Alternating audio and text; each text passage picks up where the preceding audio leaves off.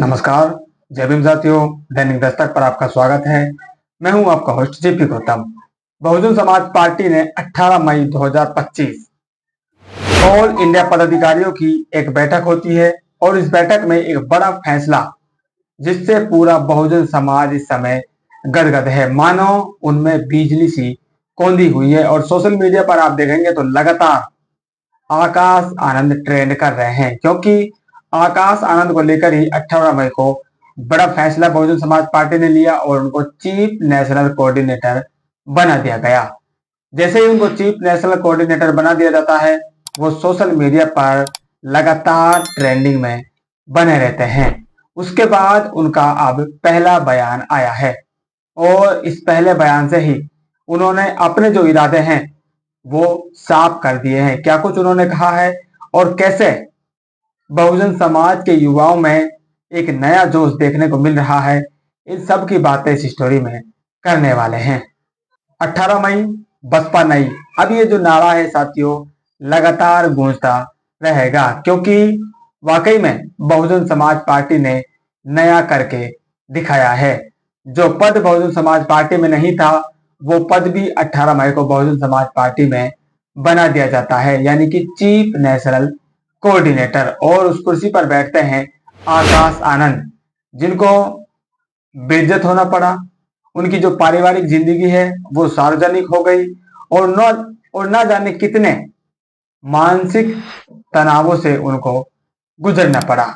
लेकिन इस सभी उठा पटक के बीच 18 मई को सारी जो जिंदगी है उनकी एकाएक बदल जाती है, क्योंकि जो मान सम्मान उनको इस पार्टी की बदौलत मिला था और इस पार्टी ने ही उनसे छीनने का काम किया था, वापस से उनको वो जो सारा मान सम्मान था ब्याज समेत उनको दे दिया जाता है। और उसके बाद उनके जो चाहने वाले हैं, बहुजन समाज पार्टी के चाहने वाले हैं, बहुजन समाज के जो युवा हैं, जो आकाश आनंद के फैन हैं, उनमें मानो एक नई ऊर्जा का संचार हो जाता है। और इस ऊर्जा का संचार का जो उदाहरण है वो आपको देखने को मिलता है जैसे ही वो सोशल मीडिया पर ट्रेंडिंग में नंबर 1 पर आ जाते हैं। जी हाँ, आकाश आनंद की जैसे ही घोषणा होती है वो लगातार नंबर 1 पर ट्रेंडिंग में बने रहते हैं। तो आप अंदाजा लगा सकते हैं कि आकाश आनंद को जो चाहने वाले हैं वो कितनी शिद्दत से उनकी वापसी का इंतजार कर रहे थे। इस वापसी के बाद तमाम नेताओं के द्वारा उनको बधाई दी जाती है, उनके भविष्य की मंगल कामनाएं की जाती हैं और किस तरह से उनको काम करना चाहिए इस बारे में भी तमाम उनको राय आती है।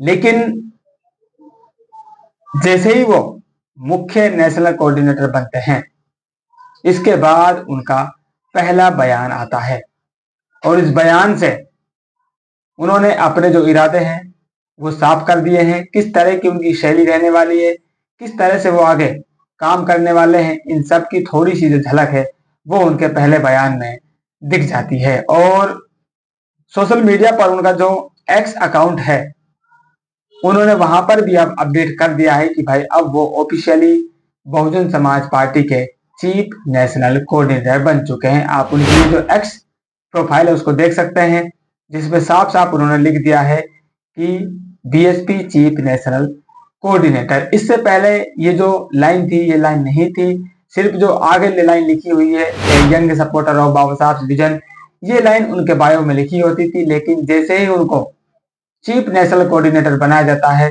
उनके बायो अपडेट हो जाता है और ये एक लाइन और जुड़ जाती है, chief national coordinator Bahujan Samaj party. तो अब ऑफिशियली ये क्लियर हो गया है कि उन्होंने भी इस बात को एक्सेप्ट कर लिया है, उनको यह पद स्वीकार है, जिम्मेदारी स्वीकार है और उनका जो पहला आधिकारिक बयान है वो बयान भी आ जाता है, जो अब आपकी स्क्रीन पर दिख रहा है।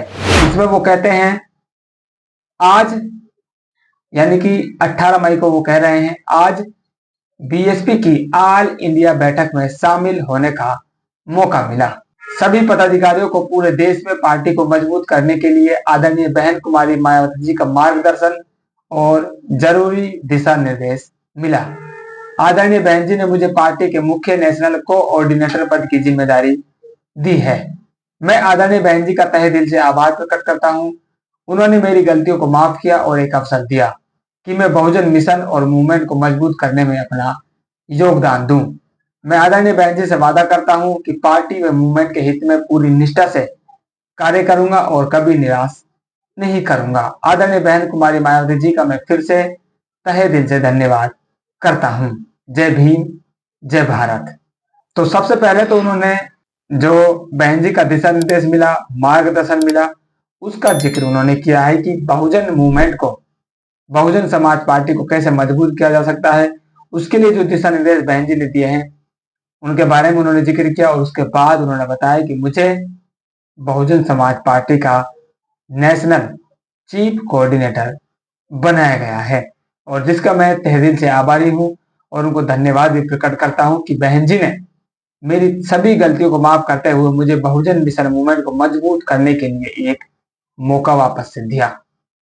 और मैं बहन जी से वादा करता हूं कि मैं उनके खिलाफ या मिशन मूवमेंट के खिलाफ कभी भी कोई कार्य नहीं करूंगा और इसको मजबूती देने के लिए काम करता रहूंगा। मैं ये वादा करता हूं बहन जी को कभी भी निराश नहीं होने दूंगा।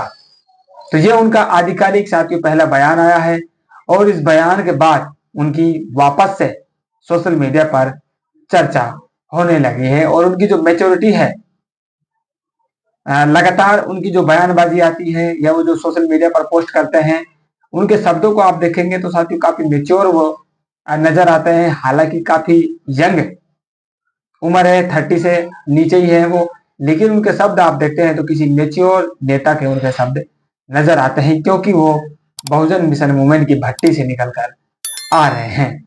और इस बयान के बाद जिस तरह से उन्होंने धन्यवाद प्रकट किया है और आगे की जो झलक दिखलाई है कि निराश कभी नहीं करूंगा, इसका मतलब यह है कि जो पारिवारिक उनके ऊपर बोझ बना हुआ था उससे कहीं ना कहीं उन्होंने अब छुटकारा पा लिया है और जो गलतियां उन्होंने पीछे की हुई है उन गलतियों से भी उन्होंने कहीं ना कहीं सबक लिया है और अब ये भविष्य बताएगा कि आकाश आनंद इस नई जिम्मेदारी के साथ कैसे तालमेल बिठा पाते हैं और बहुजन समाज पार्टी उनको कैसे आगे बढ़ाने में सहायता करती है और आकाश आनंद कैसे बहुजन समाज पार्टी के कारवां को आगे बढ़ाने में अपना योगदान देते हैं। आपकी क्या प्रतिक्रिया है और आकाश आनंद ने जो बयान दिया है इस पर आपका क्या मानना है? अपनी राय जरूर कमेंट कीजिए। मिलते नहीं अपडेट में, तब तक के लिए जय भीम।